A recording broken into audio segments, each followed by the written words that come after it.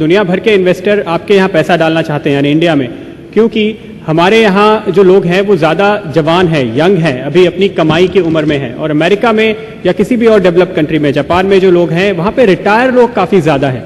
हमारे जो दूसरे एक्सपर्ट हैं हर्षवर्धन रुंगटा, वो यही बता रहे हैं कि आप ये सोच के तो चलते हैं कि आप 100 साल जिए, लेकिन 100 साल अगर आप जिएंगे तो क्या उस 100 साल जीने की आपने तैयारी कर रखी है कि आप उसी शान से रह सकें जैसे कि आप आज रहते हैं? क्या करना चाहिए आपको, ये बताएंगे हर्षवर्धन। फाइनेंशियल प्लानिंग है क्या? हम ये असेस करते हैं कि आज की तारीख में हम कहाँ हैं, एग्जैक्टली हमारी वेल्थ, हमारे एसेट्स, लायबिलिटीज, रिस्पॉन्सिबिलिटीज क्या हैं। हम पहले उसे एक डिटेल में असेस करते हैं, उसके बाद हम एक फ्यूचर गोल बनाते हैं। हम ये बनाते हैं कि हमें यहाँ पहुँचना है, हमें इतना बड़ा घर लेना है, हमें हमारे बच्चों की एजुकेशन और शादी के हिसाब से इतने पैसे इकट्ठे करने हैं।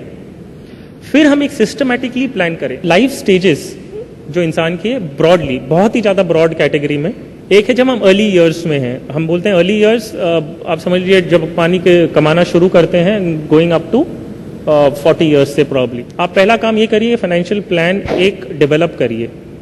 आप अपने इनिशियल गोल सेट करिए और उनको एक लॉन्ग टर्म इन्वेस्टमेंट स्ट्रैटेजी बना के उस पर शुरू करिए अमल करना। जो सेकेंड स्टेज है, इसे हम कहते हैं कि आप अभी अर्ली 40s में आ गए हैं, अभी आप रिटायरमेंट के लिए अप्रोच होने वाले हैं, गोइंग टू अप्रोच रिटायरमेंट।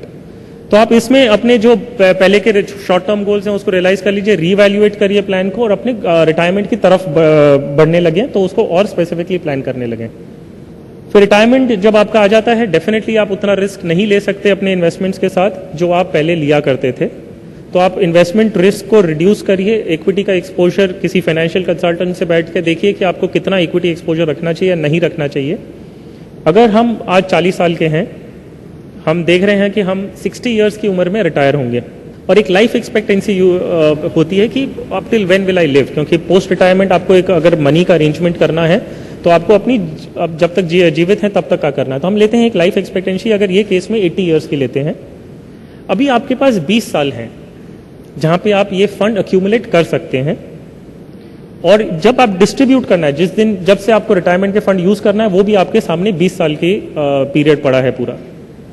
आज अगर आपका एक्सपेंस करीबन 25,000 रुपया महीना है, which is about 3 lakhs per annum, हम इसे इन्फ्लेट करते हैं कि अगर मुझे 3 लाख रुपया हर साल का आज के हिसाब से खर्चा करना है तो 20 साल बाद वैल्यू ऑफ मनी क्या रहेगी। तो ये हम एस्टिमेट करते हैं टू बी अबाउट 8,75,000 रुपीज। हर साल का आपको 8,75,000 रुपया आपको हर साल आना चाहिए, तभी आप वही स्टैंडर्ड ऑफ लिविंग मेंटेन कर सकते हैं जो आप प्री रिटायरमेंट मेंटेन कर रहे थे।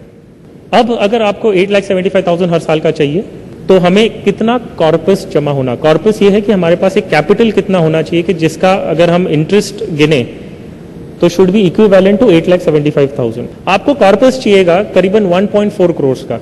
अगर आपको 1.4 करोड़ का कॉर्पस चाहिए तो आज से आपको करीबन हर साल का 2.5 लाख रुपए इन्वेस्ट करना शुरू कर देना चाहिए, तो आप यही ही स्टैंडर्ड ऑफ लिविंग मेंटेन कर पाएंगे। आप ये देखिए, अगर रिटायरमेंट आपका है, आपने अगर जल्दी शुरू किया तो जो पहला साइकिलिस्ट है वो बहुत स्मूथली अपने टारगेट तक पहुंच सकते हैं।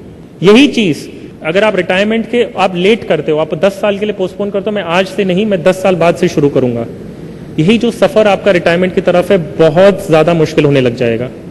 इस दौरान दूसरी चीज, हम ये एक रिटायरमेंट के टॉपिक वेरी ब्रीफली लिया है, उसी तरह मैं कैश फ्लो की जो बात करते हैं, हम रेगुलर कैश फ्लो की जो बात करते हैं वो हम लेते हैं। नॉर्मली हम जो देखते हैं, एक इंडिविजुअल के 3 रिस्क होते हैं। हम रिस्क की बात कर रहे हैं फिलहाल, जो चीज हम प्लान करना चाहते हैं। तो ये हम बात करें risk of living too short, अगर आप कोई हादसा हो जाता है, बीच में आपकी मृत्यु हो जाती है।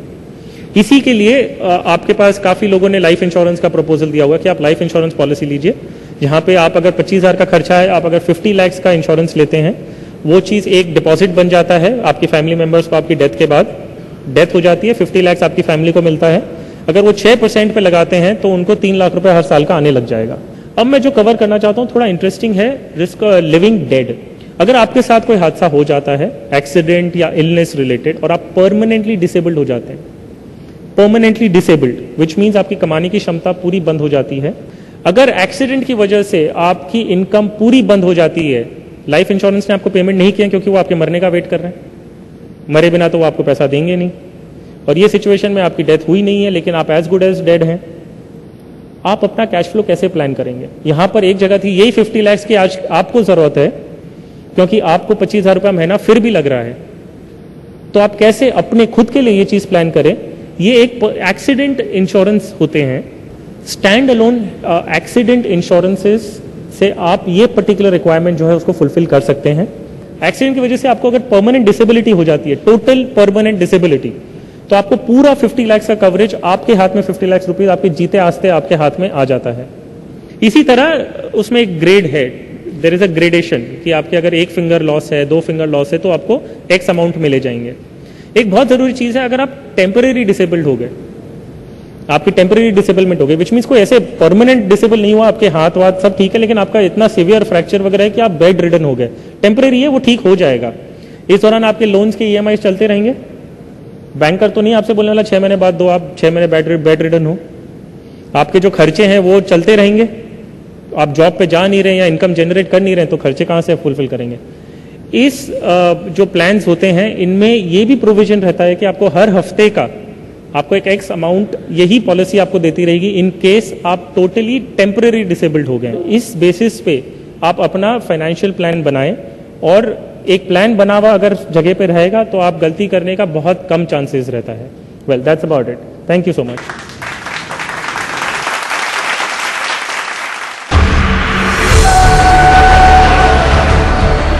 आपने दोनों एक्सपर्ट्स के प्रेजेंटेशन सुने, जाहिर है आपके दिमाग में काफी सारे सवाल होंगे, तो आप उन सवालों के जवाब अपने कार्ड पे लिख करके हमें दीजिए। आपके सारे सवालों के जवाब हम लेंगे एक्सपर्ट से, लेकिन उसके साथ ही कुछ सवाल जो मेरे दिमाग में हैं, तो सवाल जवाब का सिलसिला शुरू करते हैं पहले मेरे सवालों के साथ। सुदर्शन, टेक्निकली जब आप देख करके एक स्टॉक को आइडेंटिफाई करते हैं और फिर उसको ट्रैक करते हैं, ठीक है आपने बताया रिलेटिव स्ट्रेंथ इंडिकेटर होना चाहिए, लेकिन जहाँ तक मेरी जानकारी है, आई थिंक अगर आप एक रेगुलर इन्वेस्टर हैं और आप कोई सॉफ्टवेयर लेना चाहें तो चीपेस्ट सॉफ्टवेयर जो आपको आएगा करीब 6,000 रुपये के आसपास साल का देना पड़ता है। काफ़ी सारे ऑनलाइन भी सॉफ्टवेयर आज की तारीख में हैं जो आप अगर सब्सक्राइब करें तो उसमें और भी कम आपको खर्च आएगा। लेकिन सुदर्शन, मान लीजिए कि बहुत रेगुलर इन्वेस्टर नहीं है कोई और उनके पास 2-4 शेयर्स पड़े हुए हैं, क्या आपकी बात हम ऐसे समझें कि मेरे पास कोई भी एक स्टॉक है, मान लीजिए वो मैंने 100 रुपये पे लिया और इंडेक्स जब 20% बढ़ा तो इसको 120 होना चाहिए, ये 115 ही हुआ, और जब इंडेक्स कुछ 10% गिरा तो इसको वापस 108 जैसे अगर होना चाहिए था तो इसकी जगह पे 100 रुपये हो गया या उसके भी नीचे आ गया, तो हम ये मान सकते हैं कि इसका रिलेटिव स्ट्रेंथ जो है वो कम है। बिल्कुल ठीक है। अगर आप चाहें तो वीक में एक बार उस शेयर का रेट लिख लें, इंडेक्स का रेट लिख लें, और ये कंपैरिजन आप खुद भी कर सकते हैं। और ऑनलाइन इतनी फ्री सर्विसेज है, याहू की, NSE की खुद की वेबसाइट है, वहाँ भी आपको ये सारी सुविधाएं मिलती है। आपने जो समझाया वो बिल्कुल सही समझाया। अनुभव, यहाँ पे एक बात जो लोगों को समझना चाहेंगे वो ये कि एक इन्वेस्टर के लिए जो कि एक ट्रेडर नहीं है, क्या स्ट्रैटेजी आप यूजुअली रिकमेंड करते हैं? मुझे शेयर बाजार में पैसे लगाने हैं, मैं कहाँ से शुरू करूँ? लोगों को क्या जो बड़े शेयर हैं वो वही खरीद लें और लेकर के बैठे आराम से, या फिर आप एक एडवाइज़र की हेल्प लें और उनसे कॉल लेते रहें, टीवी देखते रहें, हर दूसरे तीसरे दिन शफल करते रहें? एक जो इन्वेस्टर शुरू में आ रहा है 1,00,000 2,00,000 कुछ भी अमाउंट लेके, क्या स्ट्रैटेजी आप उसको एडवाइस करेंगे? Like when you come to market for first time, I guess आपके लिए बहुत जरूरी है कि आप लार्ज कैप स्टॉक्स में रहें, little bit of mid cap stocks, but mid cap का डेफिनेशन ये है कि वो अच्छी कंपनी होना चाहिए, उनकी market cap should be of a certain amount, minimum से 1,000 करोड़ प्लस, ताकि you can not be fooled around. It's not basically कागज की कंपनी जो आपके पैसे लेके भाग जाए। तो आई वुड सजेस्ट कि आप 70-80% रुपए अपना इन स्टॉक्स में लगाइए, and you take the help of some good brokers where they will give you these ideas and do your own groundwork, and 20% of your fund you should invest for trading. तो सवाल जवाब शुरू करते हैं। बहुत सारे सवाल मेरे पास आए हैं और जैसे कि मैंने कहा था कि पहला सवाल हम लेंगे यहाँ पे अजय सी मेहता का। अजय, बताइए क्या है आपका सवाल?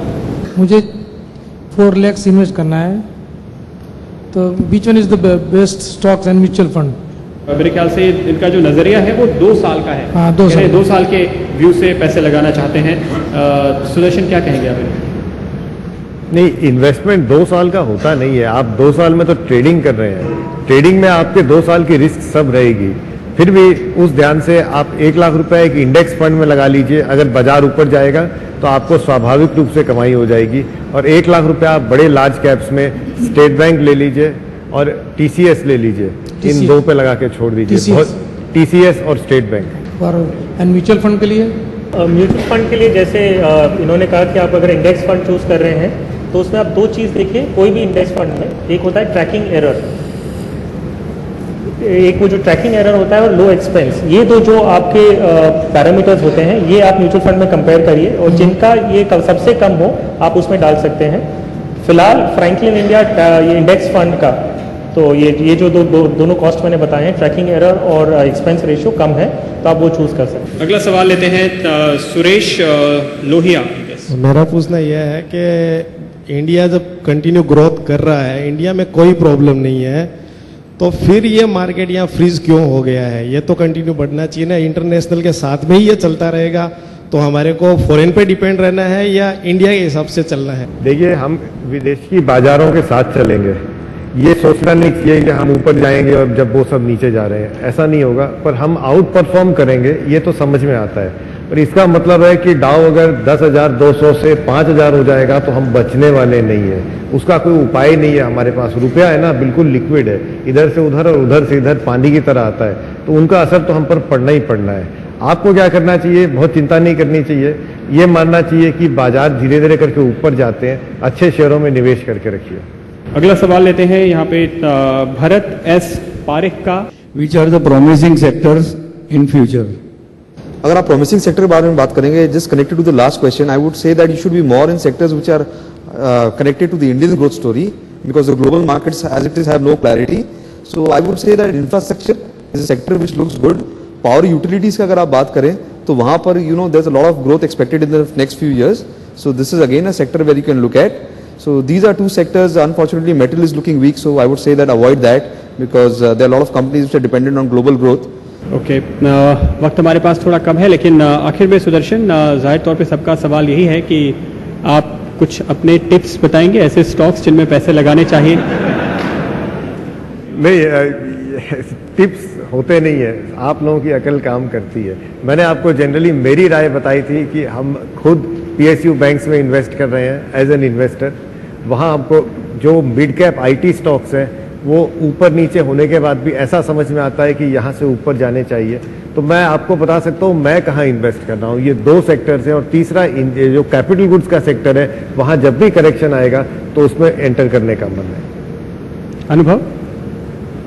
See, apart from the stocks that Mr. Sukhani has suggested, I would say that जैसे पावर का बात किया, there are power utility companies also which are there, so आप उनमें भी देख सकते हैं इन्वेस्ट करने के लिए। there are opportunities out there, and if you are actually talking about investments, there's a lot of things. जब range bound market में there are a lot of these stocks which are so called defensive stocks जिसमें covered call strategies are working.